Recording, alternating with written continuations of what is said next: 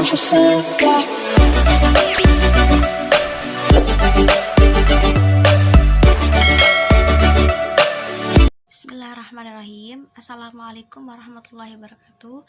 Saya Alfiatus Salihah dari Prodi Ekonomi Syariah 3 dengan NIM 2041050200075. Di sini saya akan mereview 3 video dari Bapak Dr. Abdul Wadud Nafis, LCMEI, untuk memenuhi tugas ujian tengah semester, yaitu kali ini akan membahas tentang ekonomi 2 sektor, ekonomi 3 sektor, dan juga pengangguran dalam perspektif ekonomi Islam.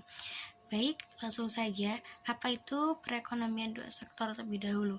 Perekonomian 2 sektor adalah perekonomian yang hanya terdiri dari sektor rumah tangga dan sektor perusahaan.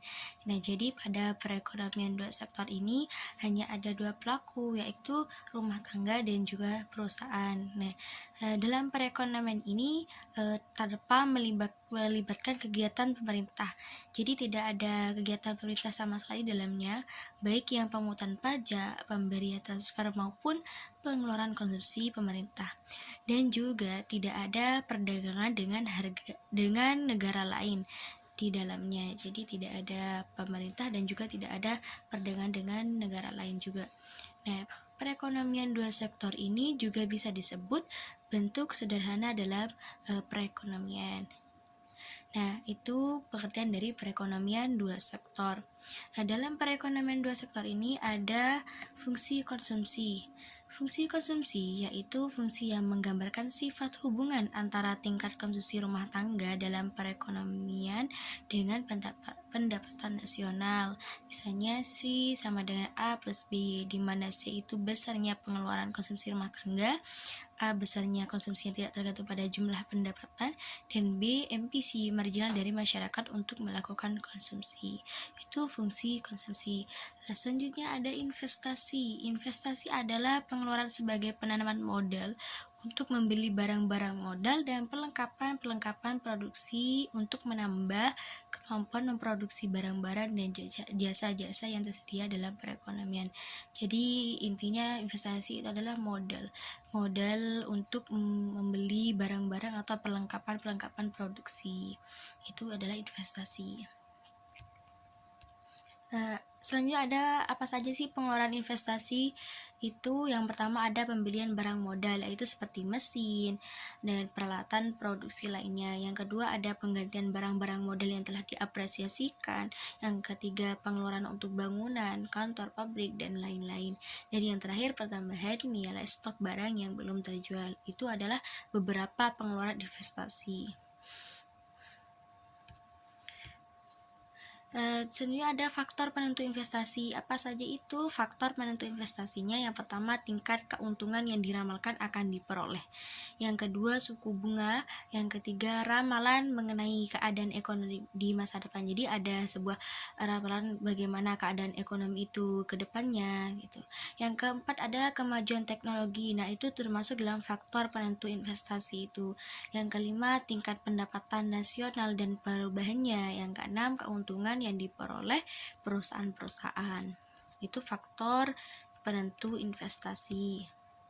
Nah, fungsi investasi merupakan fungsi yang menunjukkan hubungan antara tingkat investasi dan pendapatan nasional. Yang pertama fungsi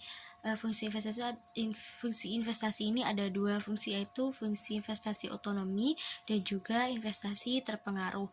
Nah, fungsi investasi otonomi merupakan investasi yang besarnya tetap atau jenis investasi ini tidak terpengaruh dengan besarnya pendapatan.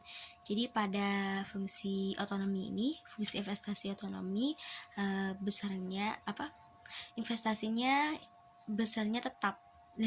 Jenis investasi seperti ini tidak terpengaruh sama sekali dengan besarnya pendapatan.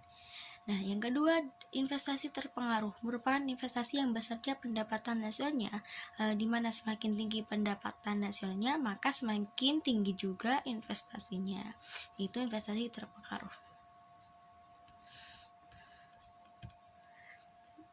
Itu adalah tadi penjelasan dari ekonomi 2 sektor. Nah, selanjutnya kita bahas ekonomi 3 sektor. Apa itu ekonomi 3 sektor? Perekonomian 3 sektor adalah perekonomian yang terdiri dari 3 pelaku ekonomi, yaitu dari rumah tangga, perusahaan, dan juga pemerintah. Jadi pada perekonomian 3 sektor ini, pemerintah juga turut serta dalam ekonomi 3 sektor ini. Kalau di 2 sektor, perekonomian 2 sektor, pemerintah tidak ikut di dalamnya, tidak ada di dalamnya. Tapi ke ekonomi 3 sektor ini, pemerintah turut juga dalam kegiatan perekonomian 3 sektor ini. Dalam sektor ini, 3 sektor ini sebagai ekonomi tertutup, hal tersebut karena diasumsikan perekonomian tidak berinteraksi dengan dunia internasional. Nah, kenapa sih adanya unsur pemerintah di dalamnya? Kenapa ada pemerintah di dalam perekonomian 3 sektor ini ya? Nah, itu adalah government menimbulkan dua konsekuensi perhitungan pendapatan nasional, yaitu dari sudut pengeluaran memunculkan pengeluaran pemerintah government expenditure, dan dari sudut penerimaan memunculkan komponen pajak. Nah, tentunya hal ini menyebabkan perkembangan perhitungan keseimbangan pendapatan nasional dari sudut pengeluaran menjadi Y sama dengan C plus I plus G. Nah, itu adalah pengertian dari ekonomi 3 sektor. Ada ruang lingkup perekonomian tertutup dengan kebijakan dalam perspektif ekonomi Islam. Yang pertama adalah pengumpulan zakat. Pengumpulan zakat yang pertama, zakat yang berasal dari upah dan gaji. Yang kedua, zakat yang berasal dari kekayaan. Yang ketiga, zakat itu yang dihasilkan dari profit. Dan yang kedua, pengumpulan pajak. Pemerintah mengumpulkan pajak dari pendapatan upah dan gaji individu, pendapatan dari pemilik propertis, dan keuntungan perusahaan. Itu adalah ruang lingkup perekonomian tertutup dengan kebijakan pemerintah dalam perspektif ekonomi Islam. Selanjutnya,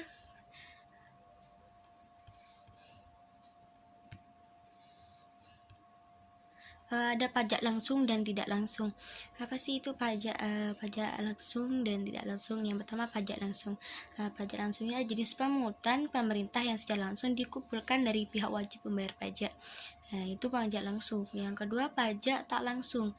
Pajak yang bebannya dapat dipindahkan pada orang lain. Nah, jadi pada pajak tak langsung ini, pajak itu bisa dipindahkan pada orang lain.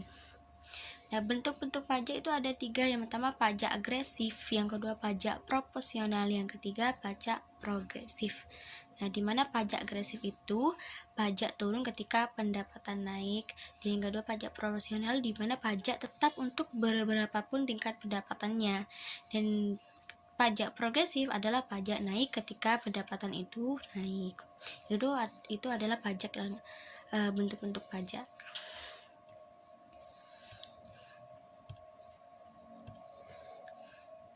Untuk selanjutnya, pengangguran dalam perspektif ekonomi Islam.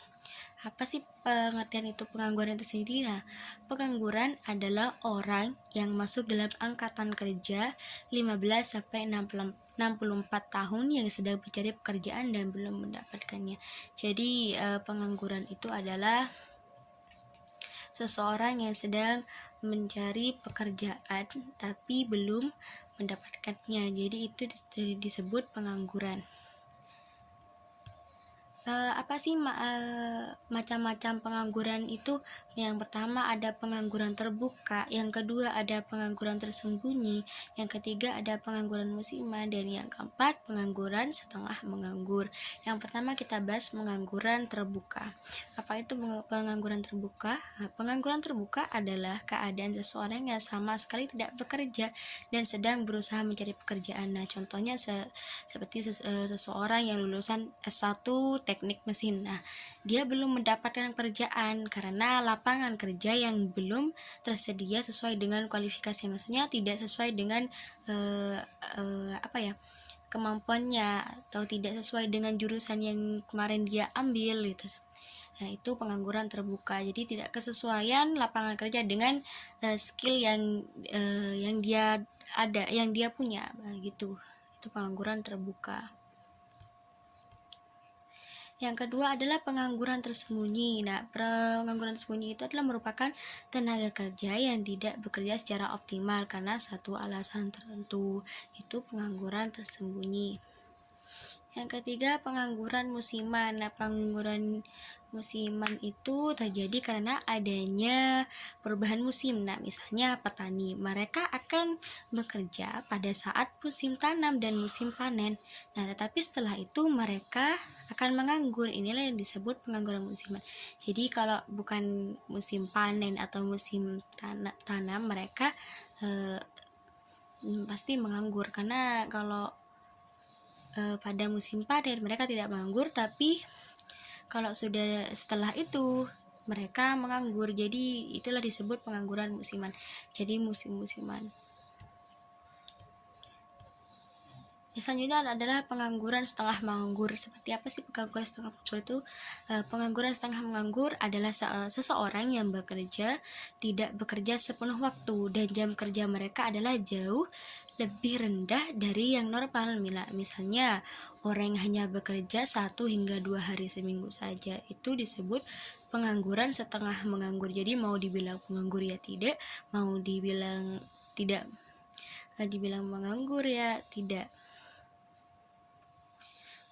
Itulah pengangguran setengah menganggur. Dibilang menganggur ya tidak, dibilang kerja tapi tidak penuh gitu, hanya bekerja 1 hingga 2 hari 2 hari dalam seminggu saja. Itu pengangguran setengah menganggur. Selanjutnya ada jenis-jenis pengangguran. Yang pertama ada pengangguran fiksional, yang kedua ada pengangguran siklikal, yang ketiga pengangguran struktural.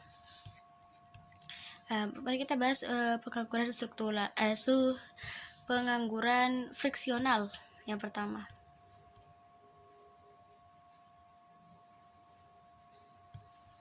Pengangguran friksional adalah pengangguran yang terjadi karena kesulitan temporer, yaitu mempertemukan pencari kerja dengan memberi kerja atau lowongan pekerjaan. Nah, itu pengangguran friksional.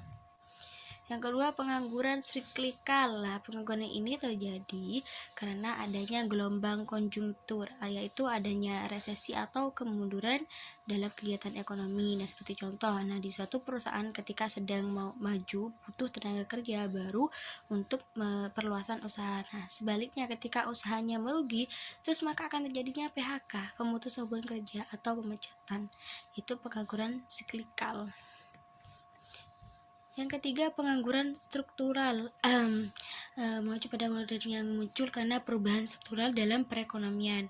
Nah, seperti contoh adalah perubahan karena kemajuan teknologi atau perkembangan teknologi telah menjadikan beberapa keterampilan menjadi usang dan mewujudkan jenis lapangan kerja baru. Jadi pengangguran struktural itu adalah pengangguran yang muncul yang dikarenakan ada perubahan struktural dalam perekonomian. Nah, contoh seperti kemajuan teknologi. Nah, itu seperti itu ke pengangguran struktural. Selanjutnya ada dampak pengangguran. Nah, yang pertama apa sih dampak pengangguran itu? Yaitu menurunkan pendapatan per kapita dan pertumbuhan ekonomi. Dan yang kedua, meningkatkan biaya sosial. Yang ketiga, menurunkan aktivitas perekonomian. Yang keempat, menurunkan penerimaan negara, menurunkan tingkat keterampilan, kegiatan distribusi kurang lancar, terjadinya kemiskinan, kurang gizi, tindak kriminal meningkat, produktivitas tenaga kerja rendah, upah yang rendah. Nah, itu adalah dampak dari pengangguran. Selanjutnya ada penyebab pengangguran itu sendiri. Apa sih pengangguran? Penyebab pengangguran itu yang pertama, tidak sebanding penawaran dengan permintaan kerja. Jadi tidak seimbang, tidak seimbang antara penawaran dan permintaannya. Yang kedua, turunnya pengeluaran total dan output. Yang ketiga, perubahan teknologi. Yang keempat, waktu yang dibutuhkan untuk mencari pekerjaan itu. Itulah penyebab dari pengangguran. Selanjutnya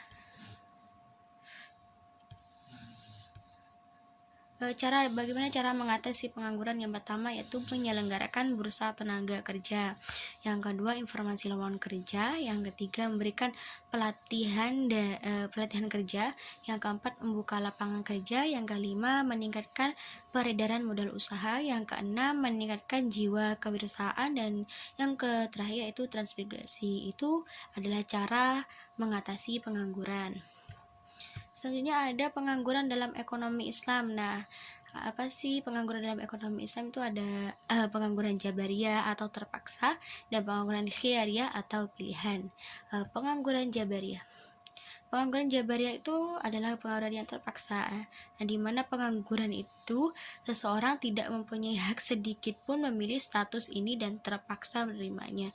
Itu pengangguran jabariyah. Nah, pengangguran seperti ini umumnya terjadi karena seseorang yang tidak mempunyai keterampilan sedikit pun yang sebenarnya bisa digali dan dipelajari sejak kecil. Nah, itu pengangguran jabariyah. Yang kedua tadi pengangguran khiyariyah atau karena pilihan. Nah, dimana seseorang yang mempunyai potensi dan kemampuan untuk bekerja, tetapi mereka memilih untuk berpangku tangan dan bermalas-malasan sehingga menjadi beban bagi orang lain.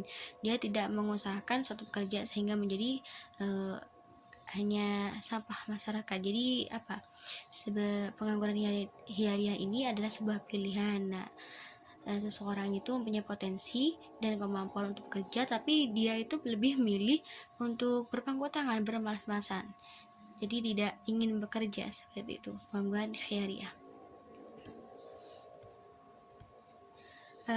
Ada juga solusi pengangguran dalam perspektif ekonomi Islam. Yang pertama, mekanisme individu, di mana dari seseorang itu sendiri adanya rasa semangat dan kemauan untuk bekerja agar tidak menganggur. Itu adalah solusi pengangguran dalam perspektif ekonomi Islam. Yang kedua ada mekanisme ekonomi Islam.